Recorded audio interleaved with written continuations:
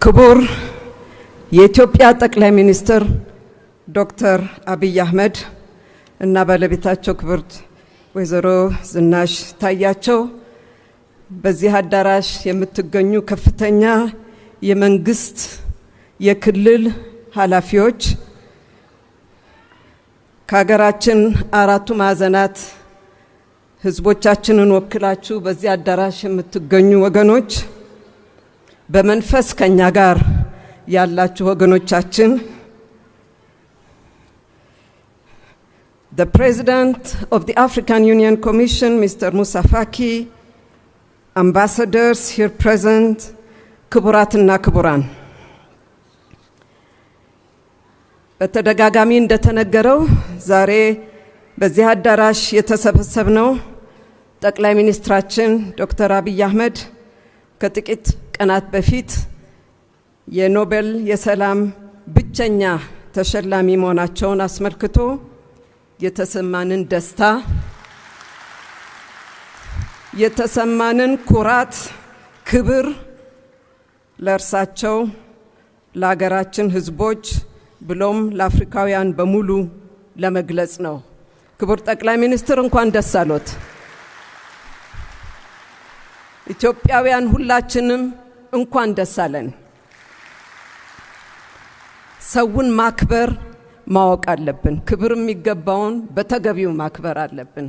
በቀላሉ ማለፍ አንችልም። እንደዚህ አይነት ሽልማቶችን ዓለማችን በምትገኝበት የተወሳሰበ ሁኔታ የወደፊት ዕጣ ፈንታው ግልጽ ባልሆነበት ጊዜ አህጉራችን አፍሪካ ብዙ መሻሻሎችን ብታሳይም ቅድሚያ ቦታ ባልተሰጠን ጊዜ የዚህች ምድር የዚህች አህጉር ተወላጅ በዓለም አቀፍ ደረጃ የተከበረ አንዳንዴም ደግሞ ለተወሰኑ የዓለማችን ክፍሎች ተወላጆች ብቻ የተከለለ የሚመስለንን ዕውቅና ማግኘታቸው ብቻውን እንኳን አንገታችንን ከፍ እንድናደርግ እንደ ሀገር እንድንኮራ ብሎም ለበለጠ ዕውቅና እንድንዘጋጅ የሚጋብዘን ነው።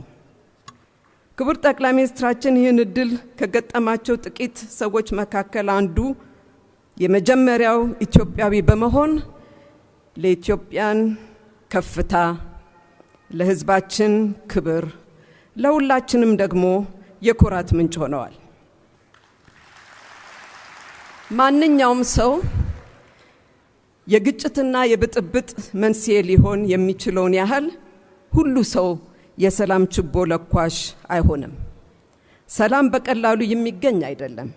ብዙ ልፋትን፣ ድካምን፣ መውጣት መውረድን፣ ከራስም በላይ ለሌላው ማሰብን በእጅጉ ይጠይቃል። ከሁሉም በላይ ደግሞ እኔ እንዳየሁትና እንደሚገባኝ ሌላውን ሰው ፈጣሪ እንደፈጠረን እንደራስ አድርጎ መውደድን ይጠይቃል። ችግር ላይ ስቃይ ላይ ያለ ሰው ቦታ ላይ ራስን አስቀምጦ ለማሰብ ዝግጁነትን ያስፈልጋል። ከሁሉም በላይ ደግሞ ችግር ሲፈጠር ጎራ ይዞ ከመፋለም ፈንታ ምን ጊዜም ቢሆን የመፍትሄ እንጂ የችግር አካል ላለመሆን መጣርን ይጠይቃል። ከምሽጉ ትክክለኛው ቦታ ላይ ራስን ማስቀመጥን ይጠይቃል። ይህ ቀላል ሆኖ አይደለም። ድርድር ሊደረግባቸው የማይገባቸው ነገሮች ሁሉ አሳልፎ መስጠትም ማለት አይደለም። ነገር ግን እኔ እስከዛሬ በቀጥታ ባየኋቸውና በታዘብኳቸው ሁኔታዎች ሰላማዊ መፍትሄ ለመፈለግ ሁሌም ቀዳዳ አለ። ያንን ማስፋት መቻል ነው። በተለይ ዛሬ ያለንበት ዘመን ለብቻ ሩቅ መሄድ የማይቻልበት ስለሆነ እርስ በርሳችን ከዚያም አልፎ በቀጠናችን ሰላምና መረጋጋት እንዲሰፍን ሁልጊዜም ጥረት መኖር ይኖርበታል። ጠቅላይ ሚኒስትራችን እንደተናገሩት ይህ የኖቤል ሽልማት ለሀገራችንም ነው ብለዋል። ትክክልም ነው። ዓለም አቀፉ ህብረተሰብ አገራችን ኢትዮጵያና ሰላምን አስተሳስሮ እንዳያትም ተስፋ የጠለባት መሆኑንም ያሳያል ማለት ነው። የሀገራችንን ሰላምና ደህንነት አስጠብቀን አህጉራችንም ብሎ ሌሎች ህዝቦች እንዲቋደሰው የነበረንን ቁርጠኛነት በእጅጉ የሚፈትሽ ክስተት ሆኗል ብዬ አምናለሁ። እውነት ለመናገር እኛ ኢትዮጵያውያን በሰላማችንና መረጋጋታችን ላይ የተጋረጡ መጥፎ ሁኔታዎችን ለመፍታት የመፍትሄው አካል መሆናችንን ማሳየት አለብን ብዬ በጽኑ አምናለሁ። ለዚህም የመወያያ ግንኙነታችን ሁሌም ክፍት ማድረግ፣ መነጋገር፣ መደማመጥ፣ ንግግራችን በግለሰብና በቡድን ፍላጎት ላይ ብቻ ሳይሆን ይህችን ብቸኛ ብዙ ውጣ ውረድና ስቃይ ያየች ሀገራችንን ወደ ከፍተኛ ደረጃ ለማሻገር ይጠቅማሉ የሚባሉ ሐሳቦች፣ ፕሮግራሞች ላይ ያተኮረ መሆን አለበት። ህዝብን በሌላ ጉዳይ የሙጥኝ ይዞ መቆየት አግባብ አይሆንም። ስለምን በአገራችን የሚበላውን ያጣ፣ ቤተሰብን ለመመገብ ያልቻለ፣ ልጁን ለማስተማር የተሳነው ላይ መድረስ ትተን የሳሎንና የስብሰባ አዳራሽ ልዩ ልዩ ጽንሰ ሐሳብ ላይ ውይይት ብቻውን ዳቦ አይሆንም። ዛሬውና መጪው ትውልድ በተመሳሳይ አዙሪት ላይ መቀጠል የለባቸውም። ይህንን ነው ይሄ ሽልማት የሚያሳየን። ዛሬ በዚህ አዳራሽ የአፍሪካ ህብረት ኮሚሽን ፕሬዚደንት ይገኛሉ፣ አምባሳደሮችም አሉ፣ አጋሮቻችን ናቸው። እርሳቸው የሚመሩት የጋራ ድርጅታችን መስራች የሆነው አፍሪካ ህብረት ቀዳሚ ተግባሮቹ መካከል ሰላምና መረጋጋትን ለአህጉሪቱ ማስፈን ነው። በቅርብ አይተነዋል። በአፍሪካ ሰላምን ለመጠበቅ፣ ሰላምን ለመገንባት በርካታ የተባበሩት መንግስታት የሰላም አስከባሪ ሰራዊቶች፣ የፖለቲካ ጽፈት ቤቶች በአህጉሪቱ ተሰማርተው እናያለን። ትልቁን ቁጥር የያዘው ቀጠናችን ነው። ዓለም አቀፍ ህብረተሰብ ከፍተኛ ገንዘብ የሚያፈስባቸው ናቸው።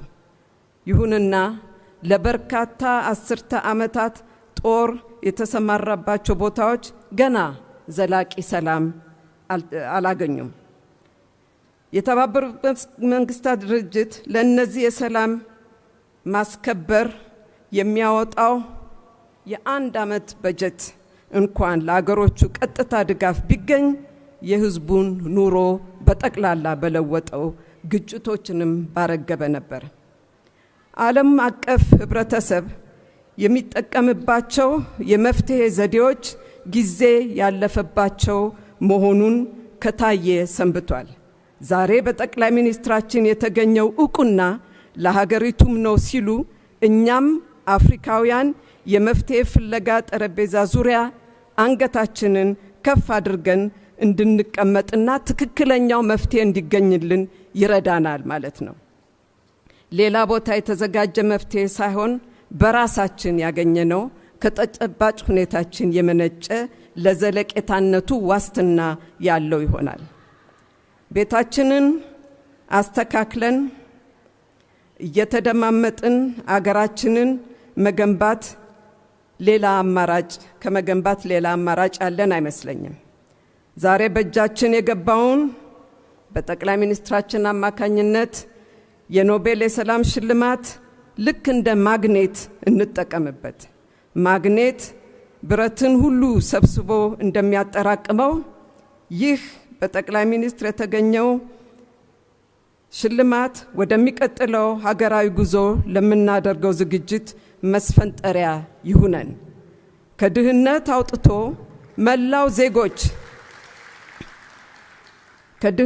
አውጥቶ መላው ዜጎች የሚገባቸውን የኑሮ ደረጃ ባለቤት ማድረግ እንደሚቻል ከቶም ጥርጥር የለውም። ከበፊቱ ታሪካችን በተለየ ይህን መልካም ዕድል በአግባቡ ከተጠቀምንበት በእርግጥም ነገ ብቻ ሳይሆን በሚቀጥለው ቀንም ከትናንትና ዛሬ ይሻላሉ። the chairperson of the African Commission, ambassadors, I would like to say a few words in English for you. We are very pleased to have you with us today. And I know how all of you have been thrilled by this news of the Nobel Peace Prize being awarded to our Prime Minister. Your presence here speaks volume on the bonds that exist between the African Union, your respective countries, and Ethiopia.